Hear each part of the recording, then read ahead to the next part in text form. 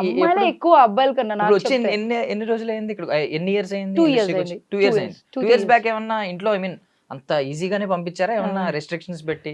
లేదు, ఇంట్లో అసలు సపోర్టే లేదు నాకు. అసలు Zero. ఇప్పటికీ కూడానా వద్దనే అంటారా ఇప్పుడు కూడా? ఓకే. డబ్బులు రాని డబ్బులు రాకపోని నీకు ఏమైనా అయిపోయి నాకు ఇంట్లో అసలు సపోర్ట్ ఏం లేదు, ఎవరిది లేదు. సింగిల్ గా పోరాడుతున్నాను ఫ్యామిలీని తీసుకొచ్చి ఇక్కడ పెట్టుకొని.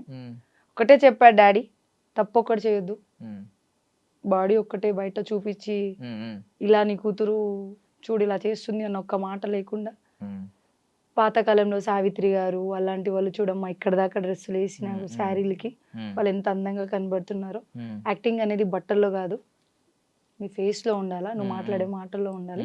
ఇవి రెండు చేయనంత వరకు వీఆర్ గుడ్ అని.